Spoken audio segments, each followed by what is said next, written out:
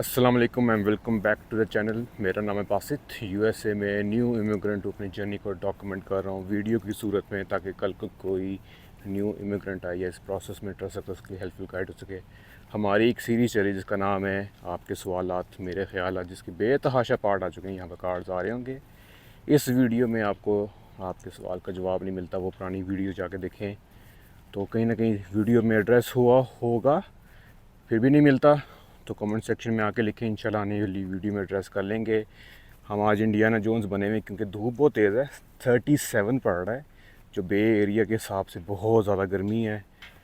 तो हमें लेयरिंग करनी पड़ती है क्योंकि जो यूवी धूप की शिद्दत है बहुत तेज़ होती है।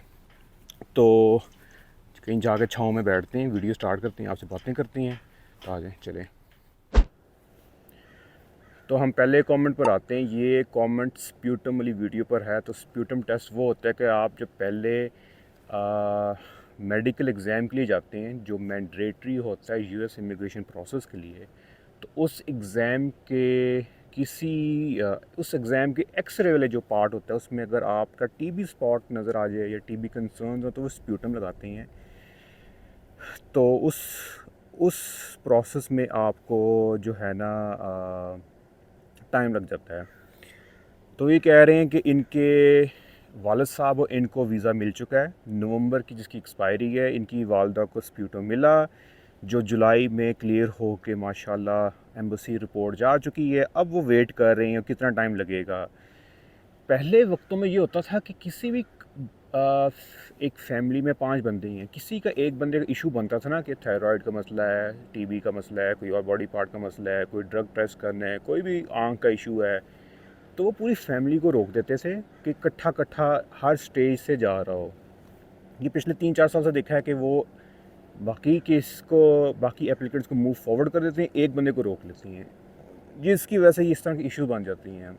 कॉम्प्लिकेशन है, स्ट्रेस है। तो आ, अगर आपकी सिचुएशन में मैं होता तो यूएस एम्बेसी का जो नया प्रोसेस है कांटेक्ट करने का, नेविगेटर से उनको इंक्वायरी डालें, उनको बताएं कि भाई हमारा एक एप्लीकेंट है। अब डिपेंड करता है कि आपकी वालदा जो हैं वो प्रिंसिपल एप्लीकेंट हैं या डेरिवेटिव हैं। अगर तो प्रिंसिपल एप्लीकेंट हैं तो आपके वालद साहब आप ख़ुद नहीं एंट्री कर सकते उस वीज़ा के ऊपर, क्योंकि प्रिंसिपल एप्लीकेंट का एंट्री करना पहले फ़र्स्ट होता है, ज़रूरी होता है। तो आप ये भी उनको मेंशन कर सकती हैं। और अगर आपके वालिद साहब ही प्रिंसिपल एप्लीकेंट और आप उनके बेनिफिशरी हैं बच्चे में, तो आप पहले एंट्री कर सकते हैं। तो अब ये आपका ख़ानदानी, आपका फैमिली का ये डिसीजन होगा कि आपने उसको लेके चलना है। तो ये नवंबर की एक्सपायरी है, सितंबर स्टार्ट हो रहा है, आपकी पास 1 महीने का टाइम है। लेकिन इसका हल यही है, एम्बेसी को आप रब्ता करें और यूएस ट्रैवल डॉक्स और जो नेविगेटर है, दैट्स द ओनली सोल्यूशन। और मैं उम्मीद करता हूँ कि आपका ये मसला जल्द से जल्द हल हो जाए और आपके लिए दुआ है। तो मैं उम्मीद करता हूँ आपको जो सवाल है वो एड्रेस हो रहा है। अपना ख्याल रखिएगा। अगला कमेंट है, वो कहते हैं कि काफ़ी हेल्पफुल रहा है इनको ये चैनल और शुक्रिया अदा कर रहे हैं। हम अपनी दुआ में बस याद रखें, इस चैनल का जो पर्पस था यही है कि एक वीडियो से एक बंदे की हेल्प हो जाए, और आप मेरे लिए दुआ कीजिएगा। तो इंशाल्लाह, और आप ये कर लें, अगर आप यूएस से आ चुके हैं तो आप भी इस जो है ना काम में कह लें अपना पार्ट करें। If you see someone around you जो इस प्रोसेस से गुजर रहा है तो उसकी हेल्प करें, अपना एक्सपीरियंस शेयर करें। तो इंशाल्लाह अल्लाह मियाँ आपकी भी फिर हेल्प करेगा। और तो अपना ख्याल रखिएगा। Thank you for the comment. अगला कमेंट है, ब्रदर आपके प्रोसेस में कितना टाइम लगा डेट ऑफ फाइलिंग तक? मेरा BF4 है 2012 प्रायोरिटी डेट। आपसे पूछना था, हमारे प्रोसेस को पूरा टाइम लगा कह लें 2005 में हमारी प्रायोरिटी डेट थी। हम लोग आए थे 2021 में, तो कह लें 16 साल, जिसके अंदर 2.5 साल की AP थी, और उस 2.5 साल के अंदर ट्रैवल बैन भी था, कोविड भी था, उसमें DNA टेस्ट भी था। तो अगर वो वीडियोज़ नहीं देखी तो यहाँ पर कार्ड्स आ रहे होंगे, बड़ी इंफॉर्मेटिव है।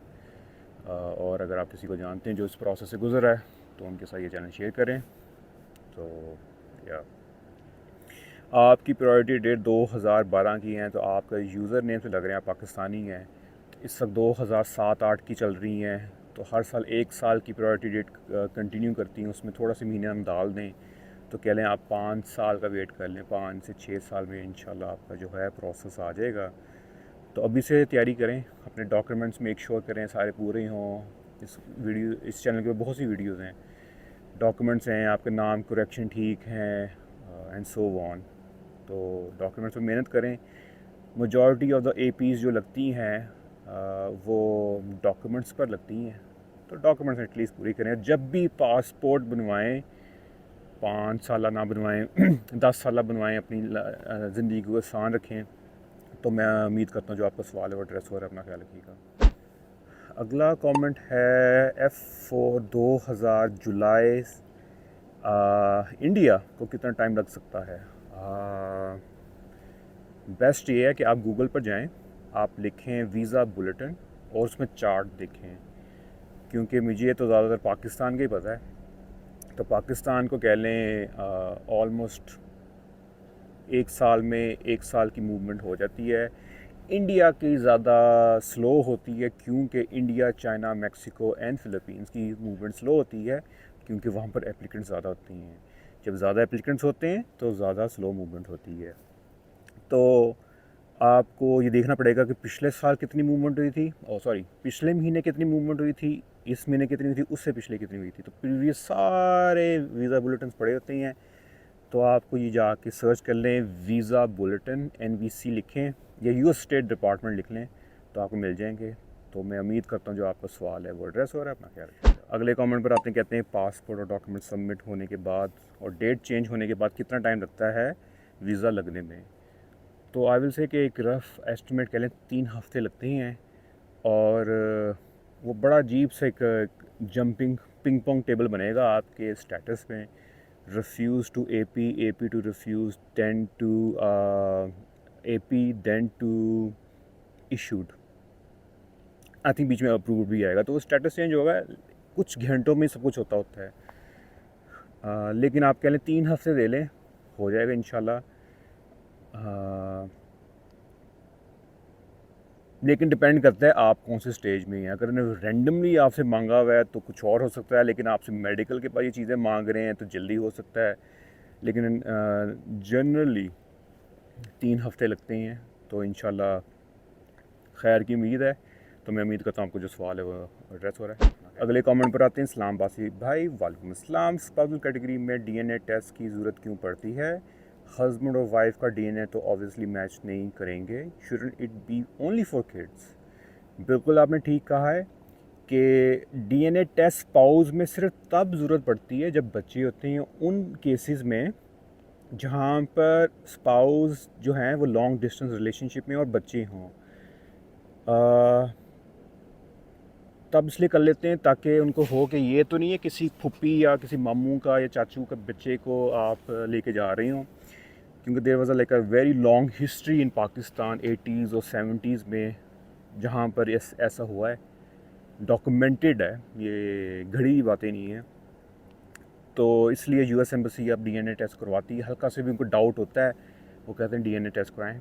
Similar in our case, even though हमारे पास ओरिजिनल बर्थ सर्टिफिकेट थे, FRC थे, सब कुछ था, तो उन्होंने कहा नहीं, हमने आपके जो है प्रिंसिपल एप्लीकेंट और पटिशनर का DNA टेस्ट करवाना है।